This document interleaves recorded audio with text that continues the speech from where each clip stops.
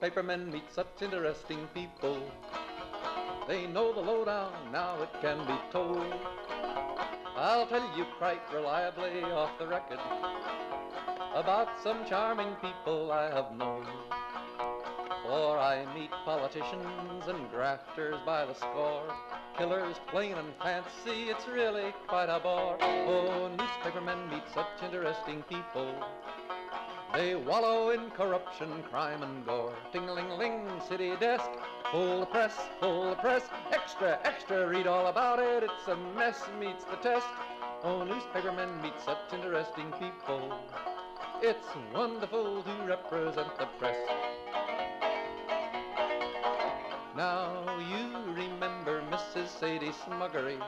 It's the Media Project. Yes, we're back again, but not Rex Smith. He's still away. So does Judy Patrick. I'm David Gustina filling in, along with my compatriots and colleagues, Barbara Lombardo, the former editor of the Saratoga, current adjunct professor at the University at Albany. Welcome back, Barbara. Good to be here. And Ira Fussfeld. He is the professor emeritus. He'd rather I say he was retired. Oh, I'm not the professor emeritus. No. We're going to straighten this one out. I meant publisher emeritus, Ira. He's Ira. It's good to be back. And if Judy and Rex don't show up next week, the three of us are just going to hijack this program. The way I hear it, Ira, you want it to be an hour? Yeah, that's right. We've been saying that for about 30 years. Yeah. Well, it's never happening because I'm the producer and I have to edit the show. And we want to leave them wanting more, as if that's even possible. Well, Ira and Barbara, we talked last week about Jimmy Kimmel being suspended from Jimmy Kimmel Live for his comments on MAGA and Charlie Kirk. He has been reinstated by ABC, and he returned with a defiant and empathetic monologue, says this headline from Pointer. An emotional Jimmy Kimmel showed empathy over the death of right-wing influencer Charlie Kirk, but mostly struck a defiant tone defending free speech and criticizing the Trump administration for trying to silence that right. Along the way, the pushback before the show returned, and it didn't come just from people that you would expect on the left. It even came from some on the right.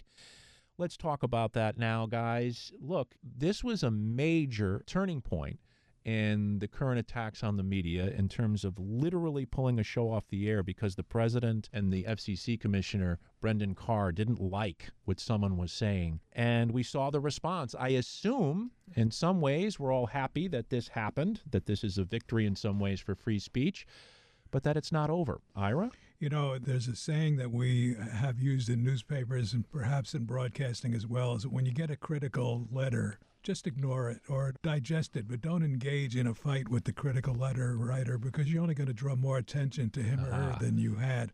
Well, what did Trump do? He pointed out that Kimmel is not a ratings maker. Well, all he had to do, as Kimmel predicted, was for Kimmel to show up, and he got ratings of nearly 7 million people, not counting streaming and taking into consideration that the two affiliate companies didn't air their program. People here in Albany were not able to watch it over the air because ABC is blocked here. It's Nexstar. ABC is owned by Nexstar. Well, at any rate, he brought attention to Kimmel, and Kimmel wound up getting more attention than ever before. Yeah, and the idea that you're upset with him and complaining that he has low ratings. Well, if he has low ratings, then why are you worried about him? Barbara? Well, this is funny to be talking about this in the past tense as if something terrible happened and now it's been resolved because we all agree that it hasn't been resolved. In this specific instance, we were happy to see that Disney turned around and brought Kimmel back on and allowed him to say what he had to say, allowed him to do his job of poking fun of whoever is in charge, and it happens to be an easy target right now. But keeping in mind a couple of things that, as you mentioned, Dave, that Nexstar and Sinclair are not airing, and that's about 20-25% of the market around the country. And yes, they own the stations, they have the right to choose, but when you are shuttering voices on your stations, then you are not serving the public interest, and they are the ones whose licenses ought to be in jeopardy. And Brendan Carr has been very forthcoming with his statements that this is just the beginning. He's not backing down. He's not going to stop going after what entities on the air that are unfavorable to the president. As we are taping this, the affiliates are not airing the program. At least one of them said that they are in negotiations with ABC, so it may be available by the time this program airs. And Nexstar says it's monitoring the show to see how they'll respond in the future. Now, Carr, you said, Barbara, he's reopened complaints that accuse ABC, NBC, and CBS of biased programming during the 2024 election, including, and I mentioned this last week, what's he going to do? Go after Saturday Night Live? Investigating Saturday Night Live for a pre-election episode in which then Vice President Kamala Harris was a guest. He's investigating PBS and NPR over accusations that the public news organizations violated rules that prevented them from airing commercials. He also warned that he can block media mergers that may harm local stations' independence. This is what I told my students this week, Barbara. Don't become complacent when you see something like this, because it's a big headline. Kimmel's back on the air. They're not done by any stretch of the imagination. And also, people, just ordinary people, need to rise up and have their voices heard, even if it's as simple as I did send a letter, I don't know who's actually getting it, an email to Nexstar, and I sent something to a couple of names that were familiar to me at the local station, and I went online for the Nexstar. I read their press release about their plans to review the Jimmy Kimmel Show and try to find some corporate entity, like a real person, that I could knowingly send them an email, and it was a communication email, and I just sent them 2-sentence letters saying that I strongly disagree with cutting off Jimmy Kimmel, bring him back, and look forward to hearing from you. The public should not be secure in thinking that a station such as WAMC is immune to this. Every station in the country, theoretically, if you have a political commentary that the president doesn't like, you're in danger of the FCC calling and threatening your license. So this is not just the big boys playing here. So right, Ira. It's so much more than just they took the money away. This guy can go after your license if he wants to. And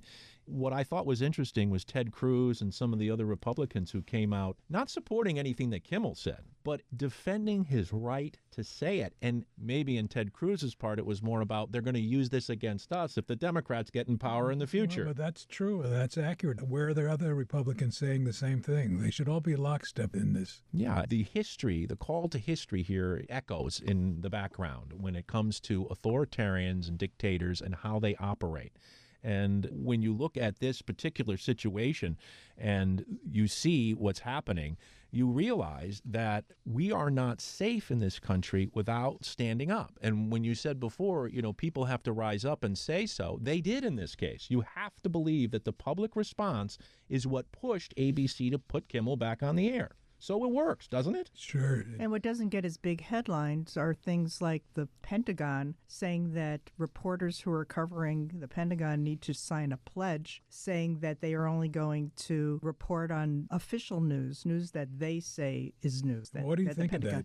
I think that no one should be signing that. So if you had a bureau, a reporter at the Pentagon, and the reporter came to you as the editor and said, this is what they want me to sign, what do you say? And if you say, no, don't sign it, then what happens to your coverage? I don't know exactly what happens. You have to get it from other sources. I agree that this is a dilemma, but I think it is a horrible mistake to start going down the path of signing anything like that you're agreeing to not report news unless it's something that they have officially released. That's not how news works. No, they want the reporters at the Pentagon to be stenographers. Here's the press release. This is what you report on. That's exactly what the Washington Post editorialized on this week. We sent it around, and on Tuesday they talked about this. They said the press is deeply unpopular. Media access is not exactly a top voting issue, but this kind of restriction would block some of the most important stories in modern times, including revelations of the shoddy conditions for wounded service members at Walter Reed National Military Medical Center,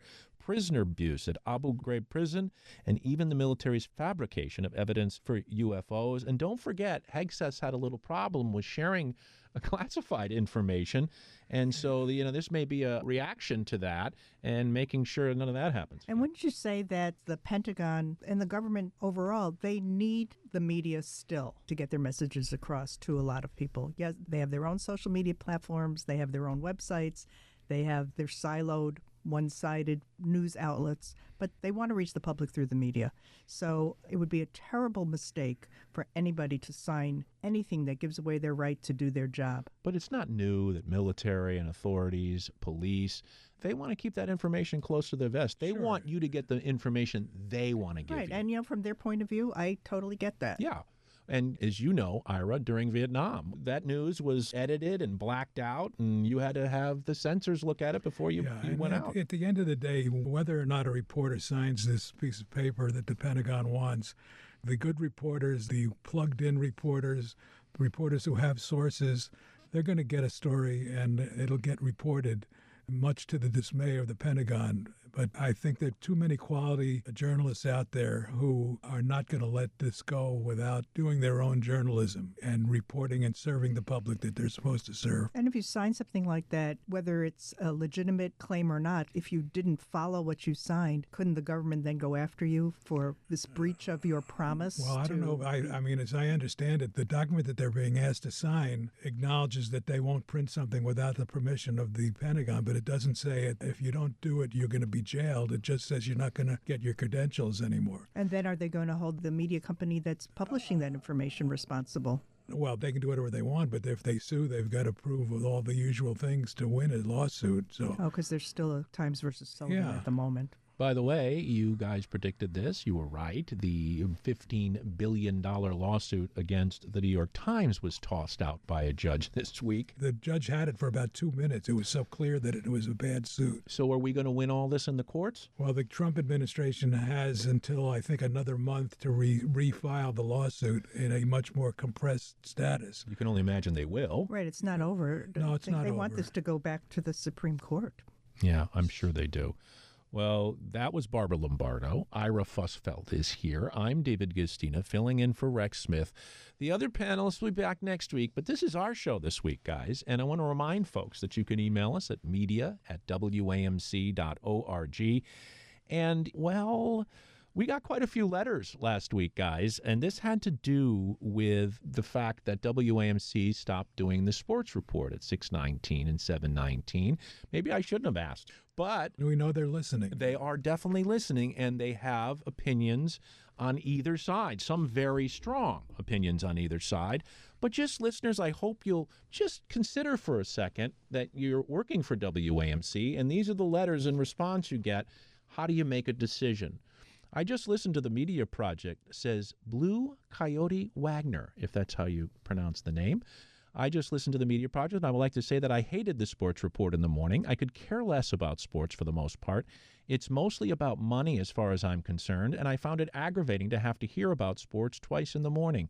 It's partly why I have switched to WFCR for news, as they provide more complete national and world news.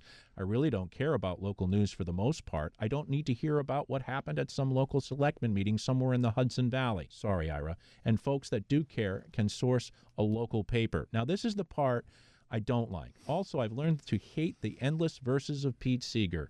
I feel that nobody really cares about editing the show and seems sloppy. Thanks, I edit the show. I do go out of my way to hear the Media Project, and I enjoy the perspective. And one listener commented that the song is dated.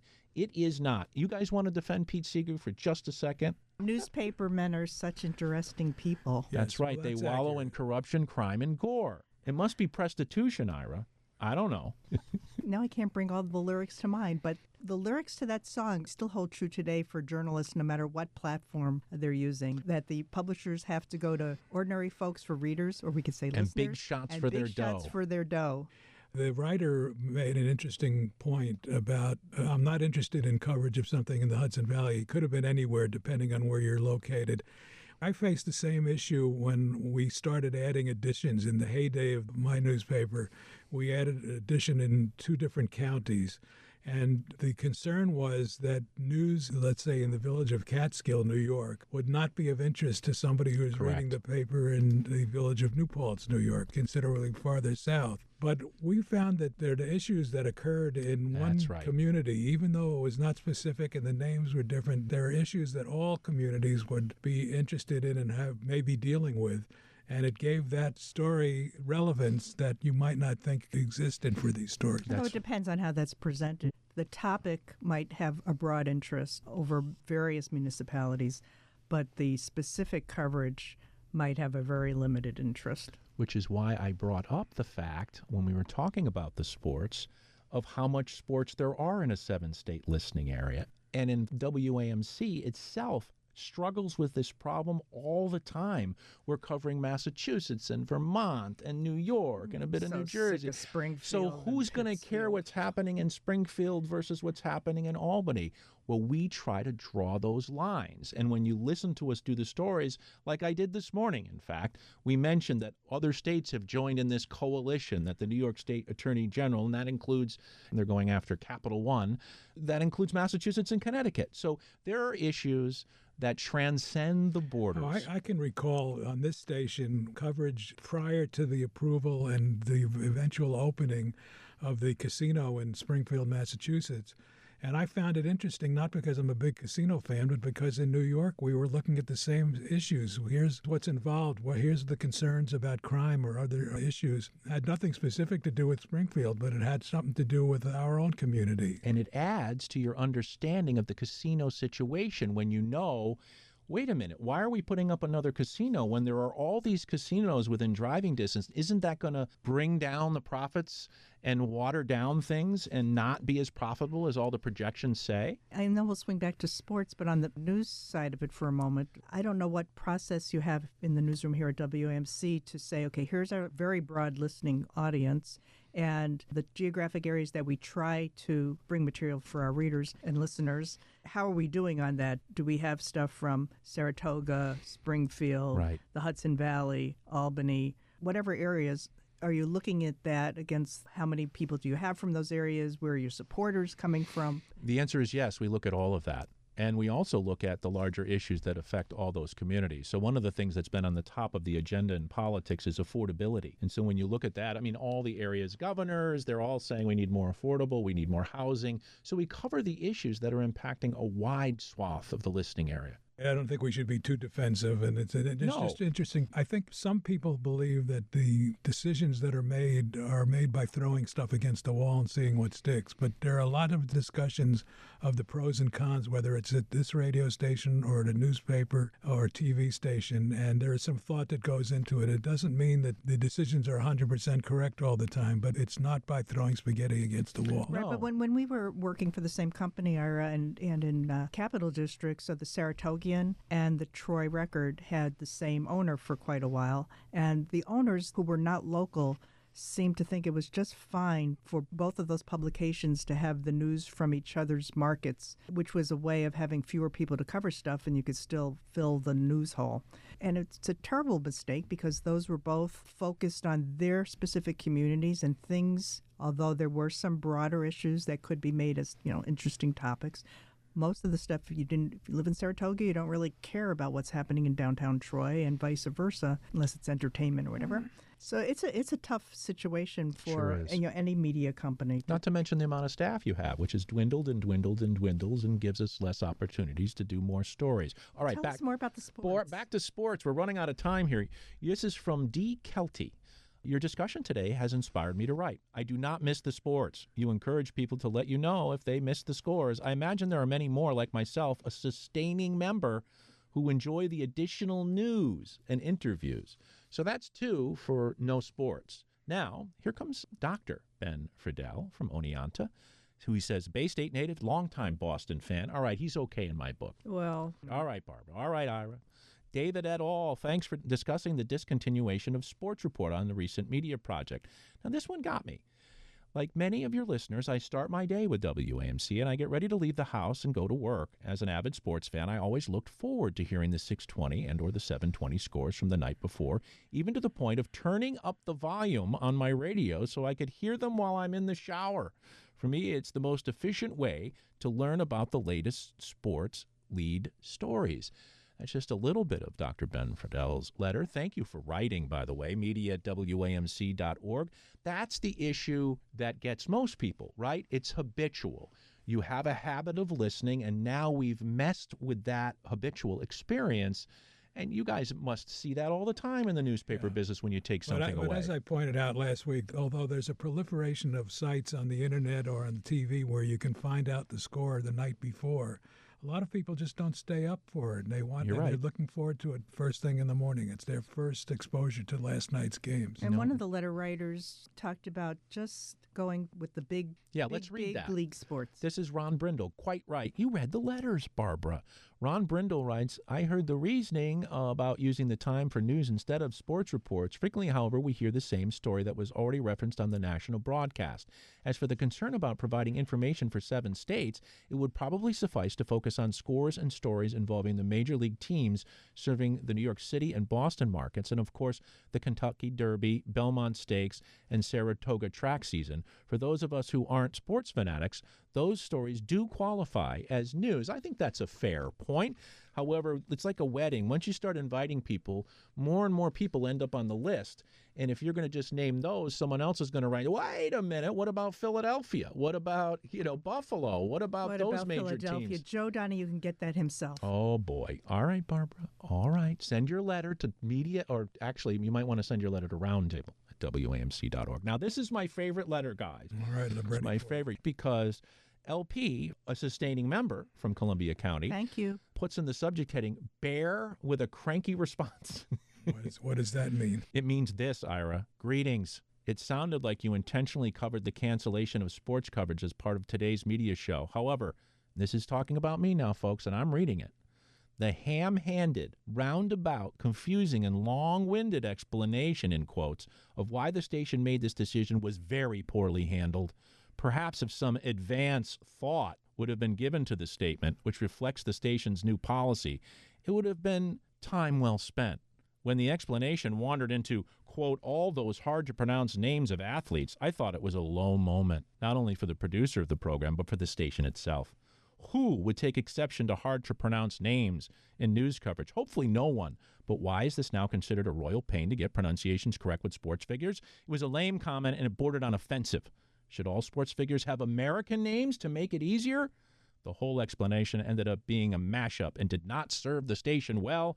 I believe George Will said, if you're explaining, you're losing. Thanks for this opportunity to vent. Can I come to your defense on this, Thank you. Go ahead. Because I think that letter writer missed the point about trying to pronounce names correctly. Correct. That it is cringeworthy if you're listening to TV or radio broadcasting and they are mispronouncing the names of a player or an event or a drug. medicine. Yeah, yes. a So medicine. what was the score? Acetaminophen versus ibuprofen. You need to do some research. You can't just look down at a piece of paper and go, oh my gosh, I don't know how to say this. It reflects very badly on yourself and on your outlet when you don't know how to pronounce something. Which ultimately is the opposite of what he's accusing.